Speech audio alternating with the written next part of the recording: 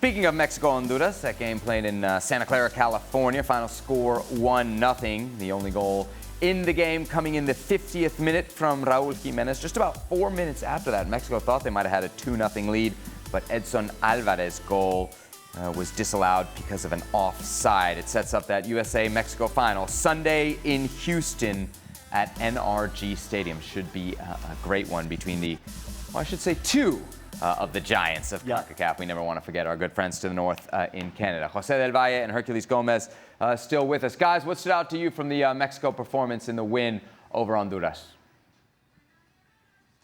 Well, Sevi, Casey, Herc, Honduras had a game plan. You know, they were very physical when the game started.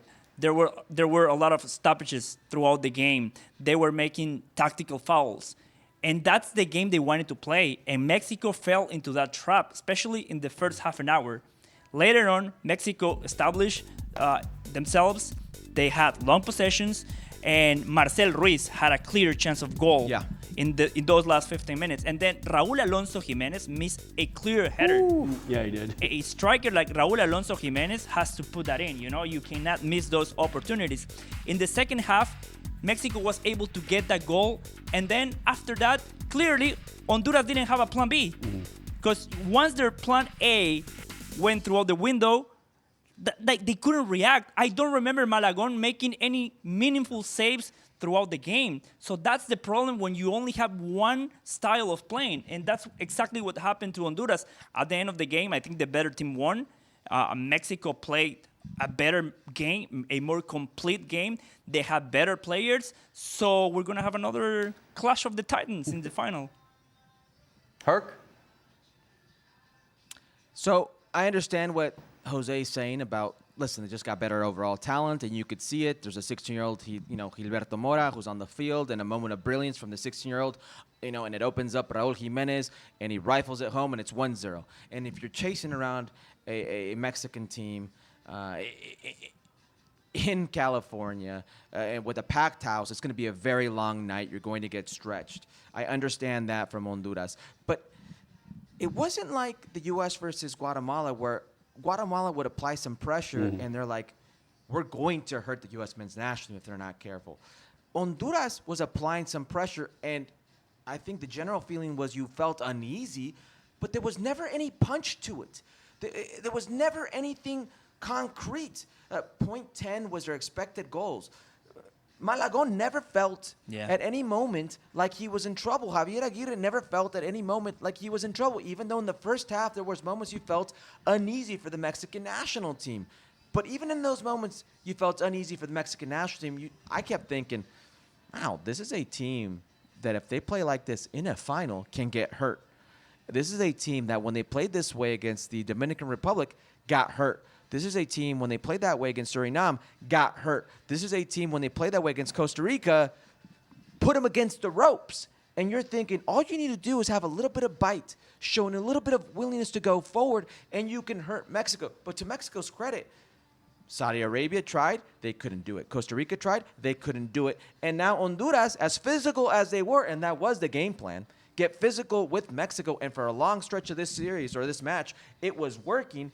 But it didn't work because they had no punch. Mexico has found that balance, at least in the midfield with Marcel Ruiz, and the way they go about it with Edson Alvarez, where they can maintain you, where maybe you go in or around the danger area, but you're not coming anywhere near it. And they found that balance. I think right now they're a better defensive team than they are offensive in the way they work and the way they adjust things. It's funny to hear you guys talk about how little Honduras threatened. I agree, and maybe there's something to be said about this new pragmatic Aguirre Mexico. It's not maybe great to watch, but maybe it's more effective than the vulnerability we saw from Mexico in the past.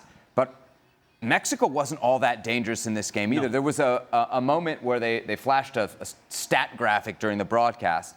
30 minutes in, Mexico had 75% possession. They had 0 shots on target. There was a moment in the first half of this game, it felt very much like 2021, 2022, Mexico under Tata Martino, lots of the ball, very little danger. The front three wasn't really doing a whole lot. So Mexico does advance here, and there's certainly some good there, but it's not like it was an overwhelming performance. Well, we taled about the other day, it's not like Mexico has dynamic players. They're not running by anybody. They're not doing anything. You know, Honduras was.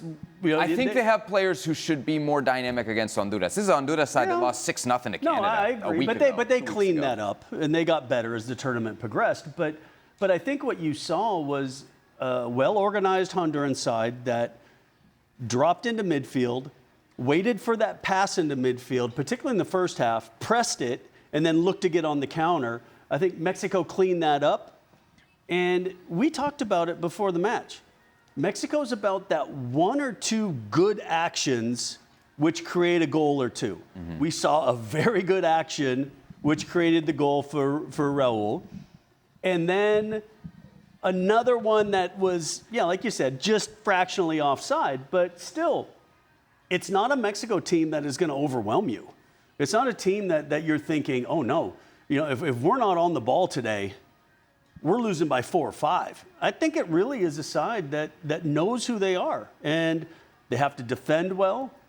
Cesar Montes, Alvarez, they do organize, they're good. I thought they defended set pieces really well. I thought the service from Honduras wasn't good enough to really put Mexico under enough pressure. Especially you said Malagon it's a kind of shaky thing for him. That's not his. So I thought what they did is, you know, Montes kind of dropped back a little bit deeper and just kind of on the top of that 6, just said, okay, fine, put the ball in here and I'll head it clear and then we'll organize from there. But it's not the Mexico that you're used to seeing. Picking the ball up, running at people, combining, one action, goal, make sure you defend. I want to talk, guys, about a couple individuals here. One who played a big role and one who didn't play any role.